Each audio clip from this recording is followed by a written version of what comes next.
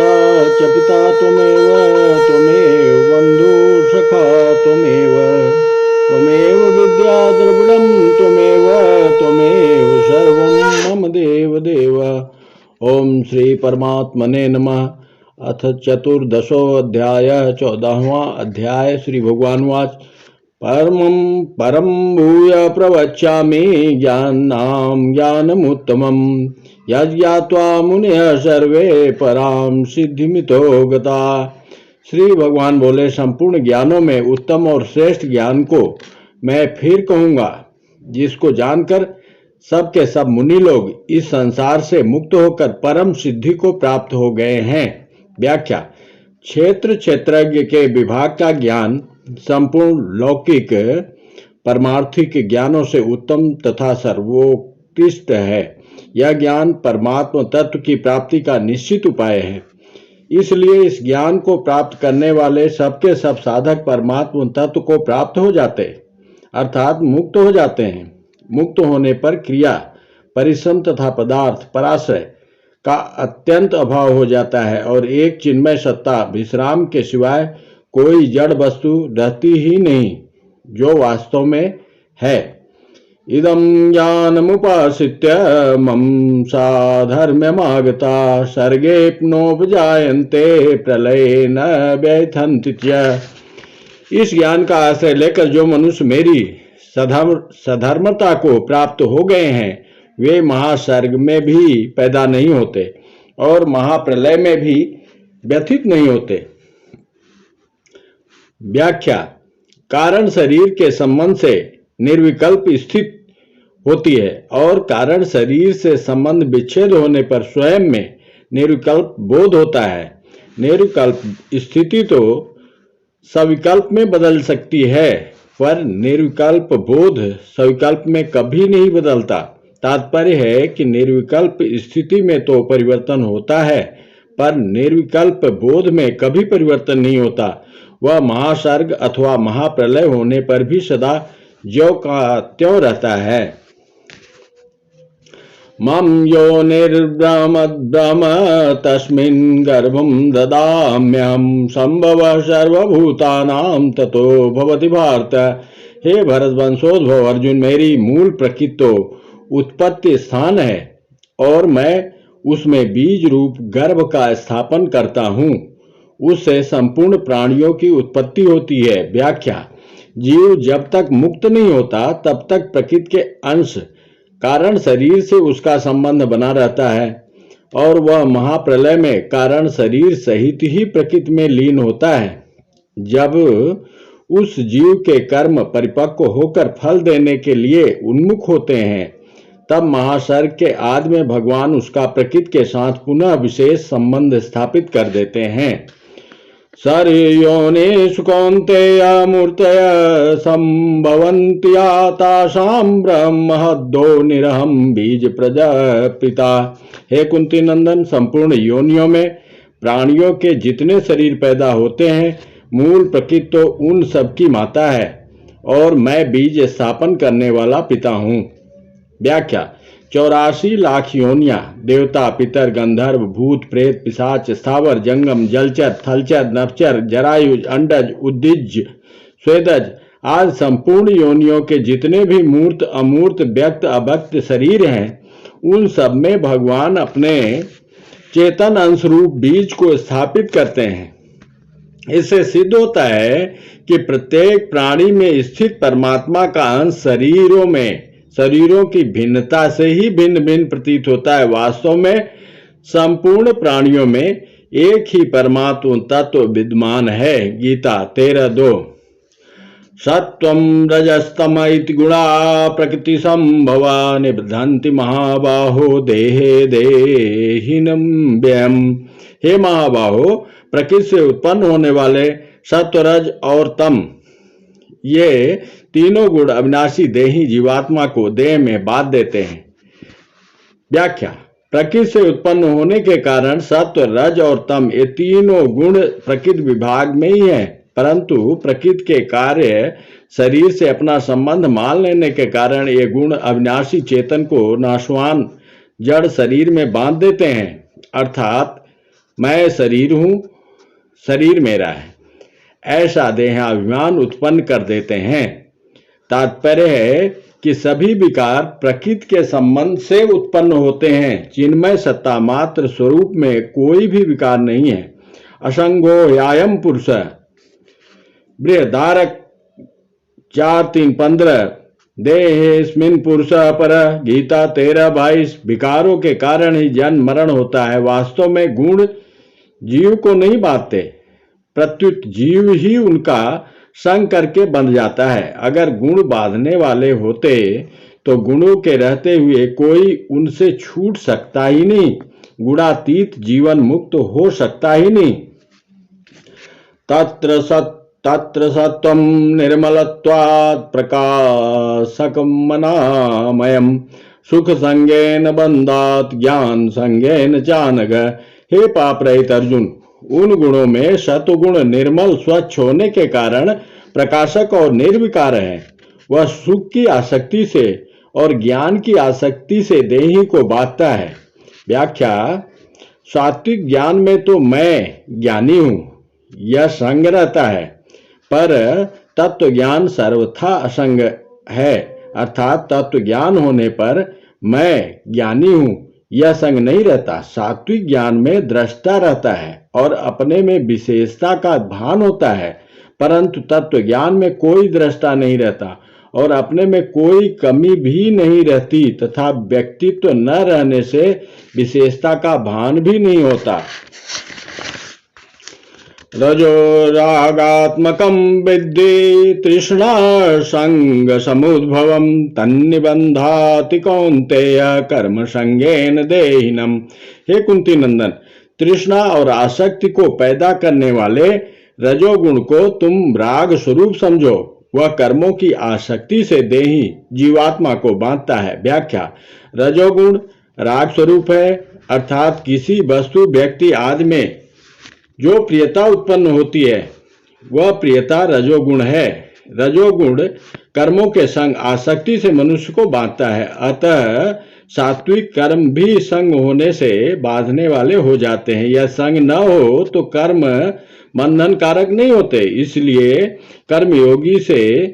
कर्मयोग से मुक्ति हो जाती है, क्योंकि कर्मों का और उसके फलों का संग न होने से ही कर्मयोग होता है। गीता 6:4।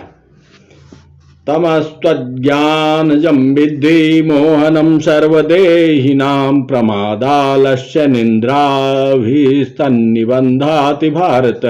और हे भरतवंशी अर्जुन, संपूर्ण देहधारियों को मोहित करने वाले तमोगुण को तुम अज्ञान से उत्पन्न होने वाला समझो। वह प्रमाद, आलस्य और निद्रा के द्वारा देह के साथ अपना संबंध मानने वालों को बांधता है। व्याख्या: सत्वगुण और रजोगुण तो संग सुखासक्ति से बांधते हैं, पर तमोगुण स्वरूप से ही बांधने वाला है। ये तीनों गुण प्रकृति के कार्य हैं और जीव स्वयं प्रकृति और उसके कार्य गुणों से सर्वथा रहित है, परंतु गुणों के साथ संबंध जोड़ने के कारण स्वयं गुणातीत होते हुए भी गुणों से बंध जाता है। सत्वं सुखे सज्जयति रज कर्मणि भारत ज्ञानमावृत्य तु तमः प्रमादे संजयत्युत। हे भरतवंशोद्भव अर्जुन, सत्वगुण सुख में और रजोगुण कर्म में लगाकर मनुष्य पर विजय करता है, परंतु तमोगुण ज्ञान को ढककर एवं प्रमाद में लगाकर मनुष्य पर विजय करता है। व्याख्या: सत्वगुण केवल सुख होने पर विजय नहीं करता, प्रत्युत सुख का संग होने पर विजय करता है। सुख संगेन बंधात। गीता 14:6। इसी तरह रजोगुण भी कर्म का संग होने पर विजय करता है। तन्निबंधात कौन्तेय कर्म संगेन देहिनम। गीता 14:7। परंतु तमोगुण स्वरूप से ही विजय करता है, इसलिए तमोगुण में संग शब्द नहीं आया है। रजस्तमश्चाभिभूय सत्वं भवति भारत रजसत्वं तमश्चैव तमसत्वं रजस्तथा। हे भरतवंशोद्भव अर्जुन, रजोगुण और तमोगुण को दबाकर सत्व गुण बढ़ता है। यानी सत्व गुण अगर उसकी प्रधानता होगी तो रजोगुण और तमोगुण लुप्त होंगे या कम होंगे। सत्व गुण और तमोगुण को दबाकर रजोगुण बढ़ता है, वैसे ही सत्व गुण और रजोगुण को दबाकर तमोगुण बढ़ता है। व्याख्या, दो गुणों को दबाकर एक गुण बढ़ता है। बढ़ा हुआ गुण मनुष्य पर विजय करता है और विजय करके मनुष्य को बांध देता है। जो गुण बढ़ता है उसकी मुख्यता हो जाती है और दूसरे गुणों की गौणता हो जाती है। यह गुणों का स्वभाव है। सर्वद्वारेषु देहेऽस्मिन् प्रकाश उपजायते, ज्ञानं यदा तदा विद्याद् विद्यं सत्वमेत्युत। जब इस मनुष्य शरीर में सब द्वारों, इंद्रियों और अंतःकरण में प्रकाश, स्वच्छता और विवेक प्रकट हो जाता है, तब यह जानना चाहिए कि सत्व गुण बढ़ा हुआ है। व्याख्या, प्रकाश और ज्ञान दोनों में भेद है। प्रकाश का अर्थ है इंद्रियों और अंतःकरण में जागृति, अर्थात रजोगुण से होने वाला मनोराज्य, तथा तमोगुण से होने वाले निद्रा, आलस्य और प्रमाद न होकर स्वच्छता होना। ज्ञान का अर्थ है विवेक, अर्थात सत असत, कर्तव्य अकर्तव्य आदि का ज्ञान होना।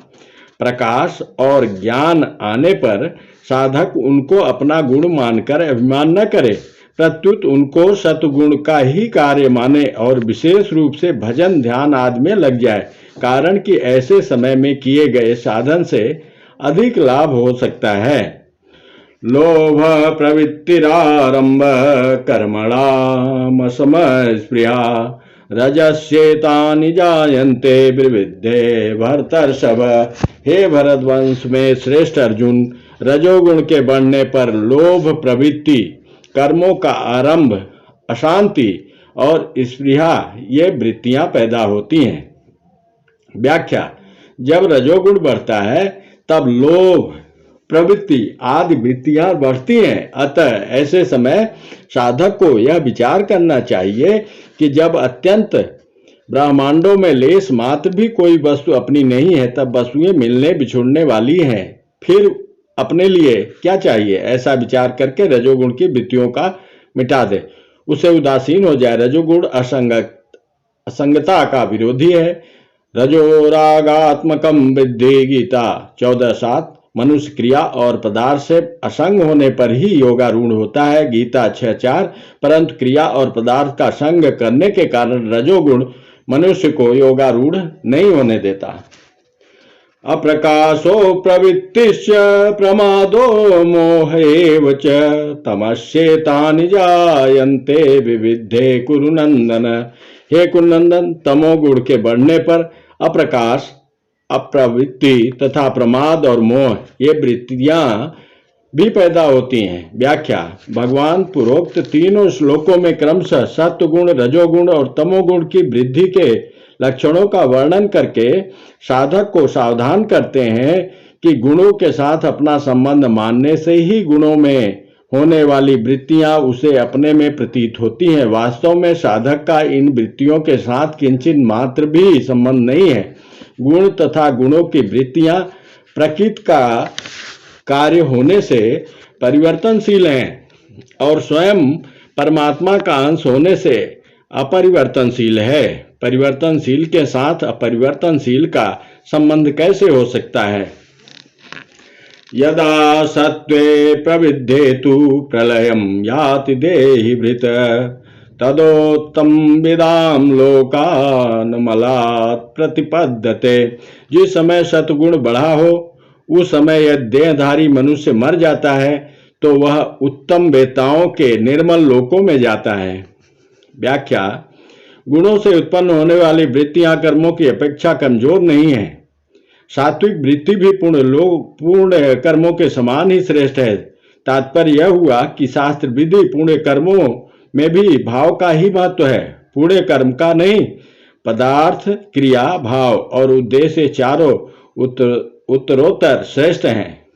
यदि उत्तम वेता विवेकवान मनुष्य सतगुण को अपना मानते हुए उसमें रमण न करे और भगवान के सन्मुख रहे तो वह सतगुण से भी असंग गुणातीत होकर भगवान के परम धाम को चला जाएगा। अन्यथा सतगुण का संबंध रहने पर वह ब्रह्मलोक तक के ऊंचे लोकों तक ही जाएगा।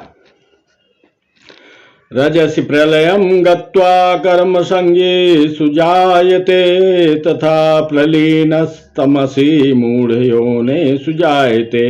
रजोगुण के बढ़ने पर मरने वाला प्राणी कर्म संगी मनुष्य योनि में जन्म लेता है तथा तमोगुण के बढ़ने पर मरने वाला मूढ़ योनियों में जन्म लेता है। व्याख्या: जिसने जीवन भर अच्छे कर्म किए हैं, जिसके अच्छे भाव रहे हैं, वह यदि अंतकाल में रजोगुण के बढ़ने पर मर जाता है तो मनुष्य योनियों में जन्म लेने पर भी उसके आचरण भाव अच्छे रहेंगे। इसी प्रकार अच्छे कर्म करने वाला यदि अंतकाल में तमोगुण के बढ़ने पर मर जाता है तो पशु पक्षी आदि मूढ़ योनियों में जन्म लेने पर भी उसके आचरण भाव अच्छे ही रहेंगे। रजोगुण में राग अंश ही जन्म मरण देने वाला है, क्रिया अंश नहीं। पदार्थ, क्रिया अथवा व्यक्ति किसी भी राग हो अथवा हो जाएगा तो वह मनुष्य योनियों में जन्म लेगा। मनुष्य स्वाभाविक कर्म संगी है क्योंकि नए कर्म करने का अधिकार मनुष्य योनियों में ही है। जय श्री कृष्ण। जय श्री कृष्ण। कर्मण सुकृतस्याहु सात्विकं निर्मलं फलम रजसस्तु फलम दुखम ज्ञानम तमसः फलम। विवेकी पुरुषों ने शुभ कर्म का तो सात्विक निर्मल फल कहा है, राजस कर्म का फल दुख कहा है और तामस कर्म का फल अज्ञान मूढ़ता कहा है।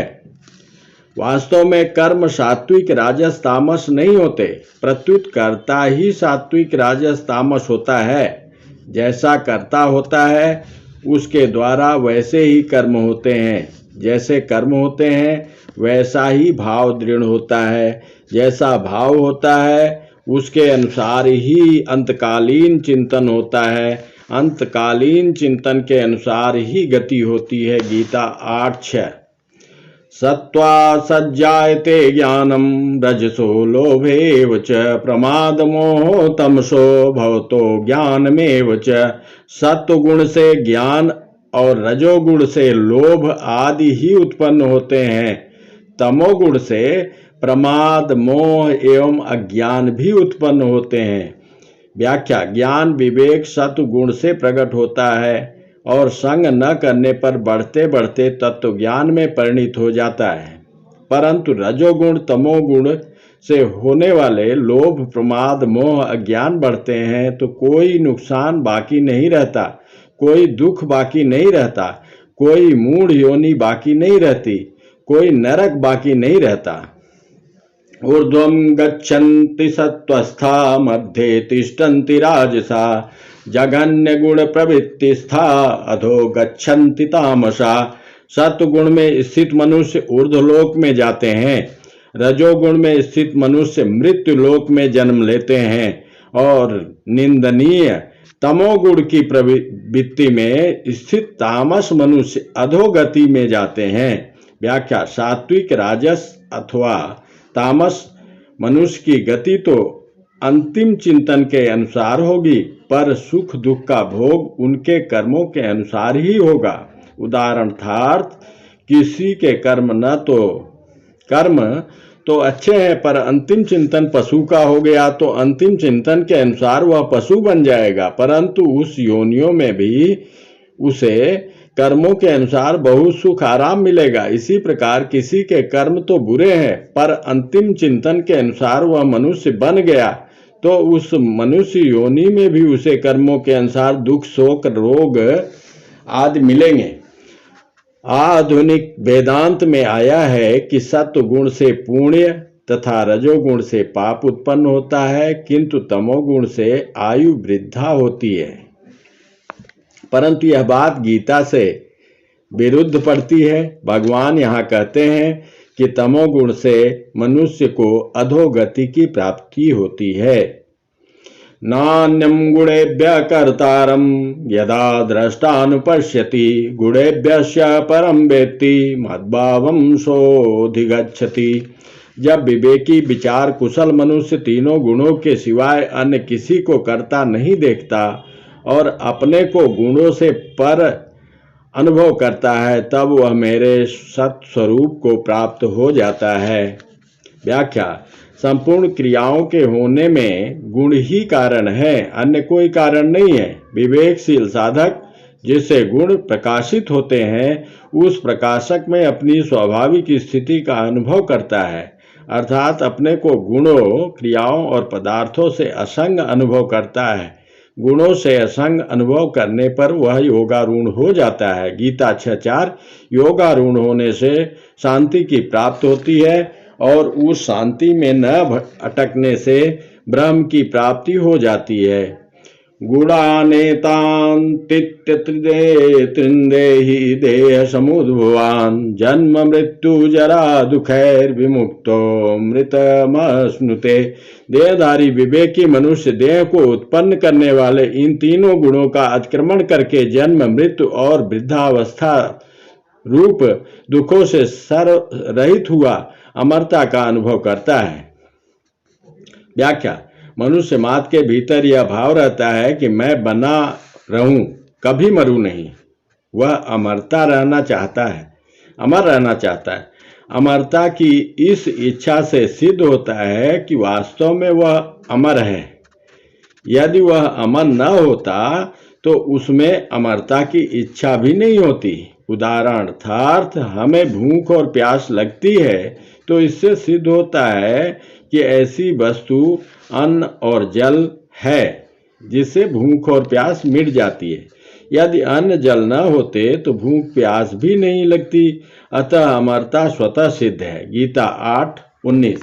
परंतु जब मनुष्य अपने विवेक को महत्व न देकर शरीर के साथ तादात्म्य कर लेता है, अर्थात मैं शरीर हूँ ऐसा मान लेता है, तब उसमें मृत्यु का भय और अमरता की इच्छा पैदा हो जाती है। जब वह अपने विवेक को महत्व देता है कि मैं शरीर नहीं हूँ, शरीर तो निरंतर मृत्यु में रहता है और मैं स्वयं निरंतर अमरता में रहता हूँ, तब उसे अपनी स्वतः सिद्ध अमरता का अनुभव हो जाता है। अतः साधक को चाहिए कि वह जन्म, मृत्यु, वृद्धावस्था आदि शरीर के विकारों को मुख्यता न देकर अपनी चिन्मय सत्ता होनेपन को ही मुख्यता दे। अर्जुनवाच: कैलिंगे स्त्रीन् गुणानेतान्तीतो भवति प्रभो किमाचार कथम चैत्रा स्त्रीन् गुणानतिवर्तते। अर्जुन बोले, हे प्रभु, इन तीनों गुणों से अतीत हुआ मनुष्य किन लक्षणों से युक्त होता है, उसके आचरण कैसे होते हैं और इन तीनों गुणों का अतिक्रमण कैसे किया जा सकता है। भगवान वाच: प्रकाशं च प्रवृत्तिं च मोहमेव च पांडव न द्वेष्टि संप्रवृत्तानि न निवृत्तानि कांक्षति। श्री भगवान बोले, हे पांडव, प्रकाश और प्रवृत्ति तथा मोह ये सभी अच्छी तरह से प्रवृत्त हो जाए तो भी गुणातीत मनुष्य इनसे द्वेष नहीं करता, और ये सभी निवृत्त हो जाएं तो इनकी इच्छा नहीं करता। व्याख्या: प्रवृत्ति एक समान किसी की भी नहीं रहती। तीनों गुणों की वृत्तियां तो गुणातीत महापुरुषों के अंतःकरण में भी होती हैं, पर उसका उन वृत्तियों से राग द्वेष नहीं होता। वृत्तियां अपने आप आती हैं और चली जाती हैं। गुणातीत महापुरुष की दृष्टि उधर जाती ही नहीं, क्योंकि उसकी दृष्टि में एक परमात्म तत्व के सिवाय और कुछ रहता ही नहीं। साधक मात्र के लिए यह आवश्यक है कि वह शरीर का धर्म अपने में न माने। उदासीन वदासीनो गुणैर्यो न विचाल्यते गुणा वर्तन्त इत्येव योऽवतिष्ठति नैंगते। जो उदासीन की तरह स्थित है और जो गुणों के द्वारा विचलित नहीं किया जा सकता तथा गुण ही गुणों में बरत रहे हैं, इस भाव से जो अपने स्वरूप में ही स्थित रहता है और स्वयं कोई भी चेष्टा नहीं करता, सम दुख सुख स्वस्थ समलोष्टास्मकांचन तुल्य प्रिया प्रियो धीरस्तुल्य निंदात्म संस्तुति मानापमान्यो तुल्यस्तुल्यो मित्रारिपक्षयो सर्वारंभ परित्यागी गुणातीत स उच्यते। जो धीर मनुष्य दुख सुख में सम तथा अपने स्वरूप में स्थित रहता है, जो मिट्टी के ढेले पत्थर और सोने में सम रहता है, जो प्रिय अप्रिय में सम रहता है, जो अपनी निंदा स्तुति में सम रहता है, जो मान अपमान में सम रहता है, जो मित्र शत्रु के पक्ष में सम रहता है और जो संपूर्ण कर्मों के आरंभ का त्यागी है, वह मनुष्य गुणातीत कहा जाता है। व्याख्या। यहाँ भगवान ने सुख दुख प्रिय अप्रिय निंदा स्तुति और मान अपमान ये 8 परस्पर विरुद्ध नाम लिए हैं, जिनमें साधारण मनुष्यों की तो विषमता हो ही जाती है, साधकों को भी कभी कभी विषमता हो जाती है। इन 8 कठिन स्थलों में जिसकी समता हो जाती है, उसके लिए अन्य सभी अवस्थाओं में समता रखना सुगम हो जाता है। गुणातीत महापुरुष की इन 8 स्थलों में स्वतः स्वाभाविक समता रहती है। मां चायो व्यभिचारेण भक्ति योगेन सेवते सगुणान् समतीत्यैतान् ब्रह्म भूयाय कल्पते। और जो मनुष्य अव्यभिचारी भक्ति योग के द्वारा मेरा सेवन करता है, वह इन गुणों का अतिक्रमण करके ब्रह्म प्राप्ति का पात्र हो जाता है। व्याख्या। भक्ति से साधक जो भी चाहता है उसी की प्राप्ति हो जाती है। जो साधक मुख्य रूप से ब्रह्म की प्राप्ति अर्थात मुक्ति तत्व ज्ञान चाहता है, उसे भक्ति से ब्रह्म की प्राप्ति हो जाती है, क्योंकि ब्रह्म की प्रतिष्ठा भगवान ही है। गीता 14:27। ब्रह्म समग्र भगवान का ही एक अंग स्वरूप है। गीता 7:29-30। 13वें अध्याय के 10वें श्लोक में भी भक्ति को ज्ञान प्राप्ति का साधन बताया गया है। सगुणोपासक भक्त तीनों गुणों से अतीत हो जाता है। सगुण भगवान भी गुणों के आश्रित नहीं है, प्रत्युत गुण उनके आश्रित है। जो सत्व रज तम गुणों के वश में है, उसका नाम सगुण नहीं है। प्रत्युत जिसमें असीम ऐश्वर्य माधुर्य सौंदर्य औदार्य आदि अनंत दिव्य गुण नित्य विद्यमान रहते हैं, उसका नाम सगुण है। भगवान के द्वारा सात्विक राजस अथवा तामस क्रियाएं तो हो सकती हैं, पर वे उन गुणों के वश में नहीं होते। भगवान की तरफ चलने से भक्त स्वतः और सुगमता से गुणातीत हो जाता है। इतना ही नहीं, उसे भगवान के समग्र रूप का भी ज्ञान हो जाता है और प्रेम भी प्राप्त हो जाता है। ब्रह्मणो हि प्रतिष्ठाहं ऋतस्यावयस्य च शाश्वतस्य च धर्मस्य सुखस्य एकांतिकस्य च। क्योंकि ब्रह्म का और अविनाशी अमृत का तथा शाश्वत धर्म का और एकांतिक सुख का आश्रय मैं ही हूँ। व्याख्या। ब्रह्म तथा अविनाशी अमृत का आश्रय मैं हूँ, यह निर्गुण निराकार की तथा ज्ञान योग की बात है। शाश्वत धर्म का आश्रय मैं हूँ, यह सगुण साकार की तथा कर्म योग की बात है। एकांतिक सुख का आश्रय मैं हूँ, यह सगुण निराकार की तथा ध्यान योग की बात है। तात्पर्य यह हुआ कि मेरी सगुण साकार की उपासना करने से, मेरा आश्रय लेने से भक्त को ज्ञान योग, कर्मयोग और ध्यान योग तीनों की सिद्धि हो जाती है। कारण कि समग्र भगवान के एक अंश में सब कुछ विद्यमान है। गीता 10:42। भगवान ज्ञान योग, कर्मयोग, भक्ति योग आदि सबकी प्रतिष्ठा आश्रय है। जय श्री कृष्ण। ओम तत्सदिति श्रीमद्भगवद्गीतासु ब्रह्म विद्यायां योग शास्त्रे श्री कृष्णार्जुन संवादे गुणत्रय विभाग योगो नाम 14 अध्याय। हरि ओम तत्सत्। हरि ओम तत्सत्। हरि ओम तत्सत्। जय श्री कृष्ण। राधे राधे।